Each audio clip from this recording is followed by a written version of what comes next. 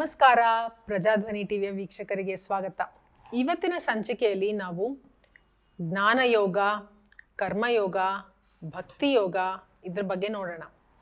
So ಯಾವ ಮಾರ್ಗ ತಗೋಬೇಕು, ಯಾವ ಮಾರ್ಗವನ್ನು ಆಯ್ಕೆ ಮಾಡ್ಕೋಬೇಕು ಅಂತ ತಿಳಿಯೋಣ.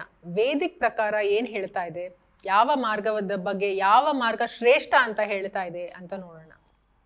ಸೊ ಕೆಲವರು ಹೇಳ್ತಾರೆ, ನಾನು ಜ್ಞಾನ ಮಾರ್ಗವನ್ನು ಆಯ್ಕೆ ಮಾಡ್ಕೋತಾ ಇದ್ದೀನಿ, ನಾನು ಜ್ಞಾನ ಮಾರ್ಗದಲ್ಲೇ ಮುಂದುವರಿತೀನಿ, ಜ್ಞಾನ ಸಂಪಾದನೆ, ಹೈಯರ್ ನಾಲೆಜ್, ಪರಮಾತ್ಮನ ಜ್ಞಾನದ ಕಡೆ ಅದರ ಮಾರ್ಗದಲ್ಲೇ ಇರ್ತೀನಿ, ತೊಡಗ್ತೀನಿ ಅಂತ. ಇನ್ನು ಕೆಲವರು ಹೇಳ್ತಾರೆ, ಇಲ್ಲ ನಾನು ಕರ್ಮ ಮಾರ್ಗವನ್ನು ಆಯ್ಕೆ ಮಾಡ್ಕೊಂಡಿದ್ದೀನಿ, ಕರ್ಮನೇ ತುಂಬ ಇಂಪಾರ್ಟೆಂಟು, ಕರ್ಮವನ್ನೇ ಮಾಡಬೇಕು, ನಾನು ಕರ್ಮದಲ್ಲಿ ತೊಡಗ್ತೀನಿ ಅಂತ. ಇನ್ನು ಕೆಲವರು ಹೇಳ್ತಾರೆ, ಇಲ್ಲ ನಾನು ಭಕ್ತಿ ಮಾರ್ಗದಲ್ಲಿ ಹೋಗ್ತೀನಿ, ನಾನು ಭಕ್ತಿಯೇ ತುಂಬ ಮುಖ್ಯ, ಅತಿ ಮುಖ್ಯ, ಮೋಸ್ಟ್ ಇಂಪಾರ್ಟೆಂಟ್ ಭಕ್ತಿ ಅಂತ ಅವರು ಭಕ್ತಿ ಮಾರ್ಗದಲ್ಲಿ ಆಯ್ಕೆ ಮಾಡ್ಕೋತೀನಿ ಅಂತ. ಇದರಲ್ಲಿ ಸತ್ಯ ಸಂಗತಿ ಯಾವುದು ಅಂತ ನೋಡೋಣ.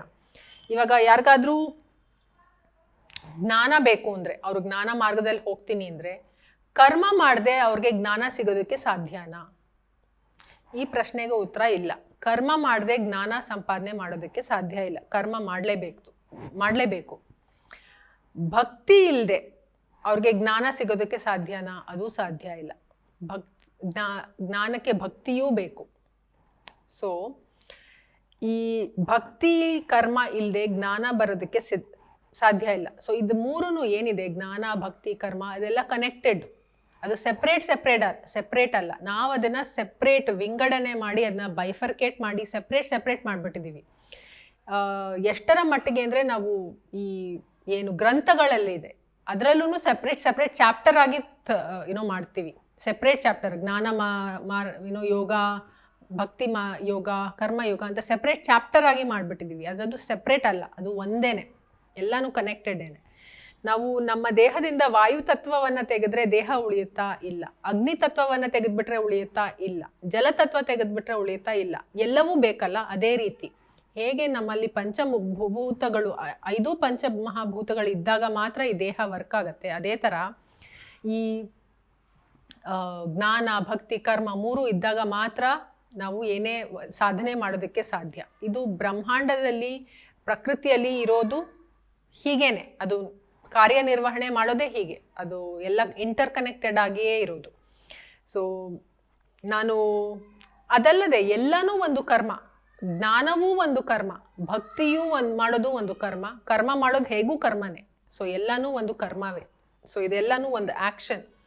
ಯಾಕಂದರೆ ಭೂಲೋಕದಲ್ಲಿ ಮನುಷ್ಯರಿಗೆ ಕರ್ಮ ಪ್ರಧಾನವಾದ ಒಂದು ಲೋಕವನ್ನು ನೀಡಿರೋದು. ಕರ್ಮ ಮಾಡಿಯೇ ನಿಮಗೆ ಮೇಲಿನ ಲೋಕಕ್ಕೆ ಹೋಗೋದಕ್ಕೆ ಅನುಮತಿ ಅಂತ. ಸೊ ಏನೇ ಆಗಬೇಕಿದ್ರೂ ಕರ್ಮ ಮಾಡಿಯೇ ಆಗಬೇಕು. ಆದರೆ ಕರ್ಮವನ್ನು ಮಾಡಬೇಕು ಅನ್ನೋದಕ್ಕೆ ಒಂದು ಜ್ಞಾನ ಬೇಕು. ಸೊ ಹಾಗಾಗಿ ಯಾವುದನ್ನು ಸೆಪ್ರೇಟ್ ಮಾಡೋದಕ್ಕೆ ಸಾಧ್ಯ ಇಲ್ಲ. ಅದು ಎಲ್ಲ ಒಟ್ಟಿಗೆ ಮಾಡುತ್ತೆ. ಉದಾಹರಣೆಗೆ ಹೇಳಬೇಕು ಅಂದರೆ, ಹನುಮಂತನಿಗೆ ಜ್ಞಾನ ಇತ್ತಾ? ಖಂಡಿತ ಇತ್ತು. ಹನುಮಂತನಿಗೆ ಜ್ಞಾನ ತುಂಬಾ ಇತ್ತು. ಹನುಮಂತ ಕರ್ಮ ಮಾಡಿದ್ನ? ಖಂಡಿತ ಹನುಮಂತ ಕರ್ಮ ಮಾಡ್ದ. ಹನುಮಂತ ಭಕ್ತಿ ಮಾಡಿದ್ನ? ಹೌದು, ಖಂಡಿತ ಭಕ್ತಿ ಮಾಡ್ದ. ಸೊ ಹನುಮಂತ 3 ಮಾಡ್ದ. ಸೊ ಹನುಮಂತನನ್ನು ನೋಡಿ ನಾವು ಹೇಳಕ್ಕಾಗಲ್ಲ, ಇಲ್ಲ ಹನುಮಂತ ಬರೀ ಜ್ಞಾನ ಯೋಗಿ ಅಥವಾ ಬರೀ ಕರ್ಮ ಯೋಗಿ ಅಥವಾ ಬರೀ ಭಕ್ತಿ ಯೋಗಿ ಅಂತ ಹೇಳಕ್ ಬರಲ್ಲ. 3 ಮಾಡಿದ್ದು. ಸೊ ಋಷಿಗಳು, ಹನುಮಂತ ಆಗಿರ್ಬೋದು, ಅಥವಾ ವೇದಿಕಲ್ಲಿ ಏನೇನು ಉದಾಹರಣೆ ನಮಗೆ ಸಿಗುತ್ತೆ ಪುರಾಣದ ಕಥೆಗಳಲ್ಲಿ, ಅವರೆಲ್ಲರೂ 3 ಮಾಡಿಯೇ ಒಳ್ಳೆ ಹೆಸರನ್ನ, ಕೀರ್ತಿಯನ್ನ ಗಳಿಸಿರೋದು 3 ಮಾಡಿಯೇ. ಸಿಂಗಲ್ ಆಗಿ ಒಂದೊಂದೇ ಮಾಡಿರೋದಲ್ಲ. ಸೊ ಈಗ ನಮಗೆ ಏನು ತಪ್ಪು ಕಲ್ಪನೆ ಇದೆ, ನಾವು ಒಂದು ಮಾರ್ಗವನ್ನು ಆಯ್ಕೆ ಮಾಡಿಕೊಂಡು ಅದರಲ್ಲಿ ಮುಂದುವರಿಬೇಕು ಅಂತ. ಹಾಗೆ ಅದು ವರ್ಕೌಟ್ ಆಗಲ್ಲ.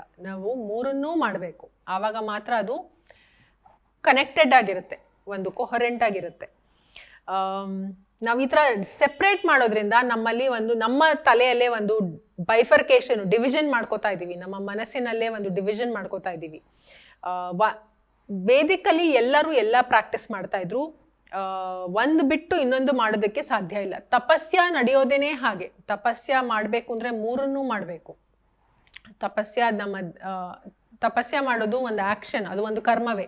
ತಪಸ್ಯ ಮಾಡೋದಕ್ಕೆ ಒಂದು ಜ್ಞಾನ ಬೇಕು. ಅದು ಜ್ಞಾನದಿಂದನೇ ತಪಸ್ಯ ಮಾಡೋಕ್ಕೆ ಸಾಧ್ಯ.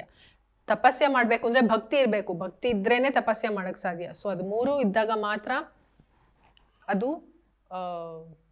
ಏನು ಒಂದು ಫಲವನ್ನ ಕೊಡುತ್ತೆ. ಸೊ ಒಂದು ಸ್ತುತಿ ಮಾಡಬೇಕಿದ್ರೆ ಒಂದು ಭಕ್ತಿ ಬೇಕು. ಅದು ಪ್ರೇಸಿಂಗ್, ಏನು ಪ್ರೇಸ್ ಮಾಡ್ತೀವಿ, ಸ್ತುತಿ ಮಾಡ್ತೀವಿ, ಪ್ರಶಂಸೆ ಮಾಡ್ತೀವಿ, ಗುಣಗಾನವನ್ನ ಮಾಡ್ತೀವಿ, ಅದು ಭಕ್ತಿಯೇ.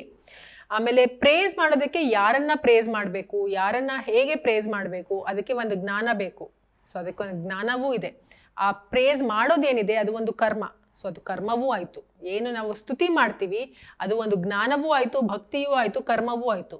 ಒಂದು ಸ್ತುತಿ ಪ್ರಶಂಸೆ ಮಾಡೋದೇನೆ ಅದು ಮೂರೂ ಕೂಡ ಆಗಿದೆ. ಜ್ಞಾನ, ಕರ್ಮ, ಭಕ್ತಿ ಮೂರೂ ಕೂಡ. ಸೊ ಹೀಗೆ ನಾವು ಏನು ಮಾಡ್ತಾ ಇದ್ದೀವಿ ಅದನ್ನ ಹೋಲಿಸ್ಟಿಕ್ ಆಗಿ ನೋಡಬೇಕು. ಯಾವುದೇ ತರಹದ ಒಂದೊಂದೇ ಆಯ್ಕೆ ಮಾಡ್ಕೊಂಡು ಮಾಡ್ತೀನಿ ಅಂತ ಏನು ಈಗಿನ ಕಾಲದಲ್ಲಿ ಸೆಪ್ರೇಟ್ ಆಗಿ ಹೇಳ್ತಾರೆ, ಹಾಗೆ ಅದು ವೇದಿಕಲ್ಲಿ ವರ್ಕ್ ಆಗಲ್ಲ.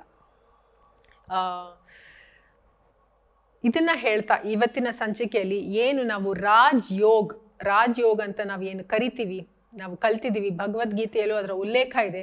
ಸೊ ಮೂರನ್ನು ಸೇರಿ ಮಾಡೋದನ್ನೇ ಅವರು ರಾಜಯೋಗ್ ಅಂತ ಭಗವದ್ಗೀತೆಯಲ್ಲಿ ಹೇಳಿರೋದು. ಅದು ಜಸ್ಟ್ ಒಂದು ಹೆಸರು, ಅದಕ್ಕೆ ಬೇರೆ ಏನು ಬೇಕಾದರೂ ಹೆಸರು ಕೊಟ್ಟಿರ್ಬೋದು. ಆದರೆ ಮೂಲ ಉದ್ದೇಶ ಏನು ಅಂದರೆ ಜ್ಞಾನ, ಭಕ್ತಿ, ಕರ್ಮ ಮೂರೂ ಇರಬೇಕು. ಇನ್ನೂ ಮುಖ್ಯವಾದದ್ದು ಏನು ಅಂದರೆ ಭಕ್ತಿ ಮಾಡಬೇಕು ಅಂದರೆ ಮೊದಲು ಅದಕ್ಕೆ ಜ್ಞಾನ, ಕರ್ಮ ಇದ್ದಾಗ ಮಾತ್ರ ಭಕ್ತಿ ಬರೋದಕ್ಕೆ ಸಾಧ್ಯ. ಡೈರೆಕ್ಟಾಗಿ ಭಕ್ತಿ ಬರೋದಕ್ಕೆ ಸಾಧ್ಯ ಇಲ್ಲ. ನಮಗೆ ಯಾವ್ದ್ರ ಮೇಲೂ ಭಕ್ತಿ ಬರೋದಕ್ಕೆ ಸಾಧ್ಯ ಇಲ್ಲ. ಫಸ್ಟು ಜ್ಞಾನವನ್ನು ಸಂಪಾದನೆ ಮಾಡಬೇಕು, ಆ ಜ್ಞಾನದಿಂದ ಕರ್ಮವನ್ನು ಮಾಡಬೇಕು, ಅದಾದ್ಮೇಲೆ ಭಕ್ತಿ ಬರೋದು. ಅಲ್ಲಿ ತನಕ ಭಕ್ತಿ ಬರಲ್ಲ. ಸೊ ಈ ಪ್ರಾಸೆಸ್ಸಲ್ಲಿ ಮೂರೂ ಕೂಡ ಮುಖ್ಯ ಅಂತ ಹೇಳ್ತಾ ಇವತ್ತಿನ ಸಂಚಿಕೆ ಮುಗಿಸ್ತಾ ಇದ್ದೀನಿ. ಮತ್ತೆ ಮುಂದಿನ ಸಂಚಿಕೆಯಲ್ಲಿ ಸಿಗೋಣ. ಧನ್ಯವಾದ.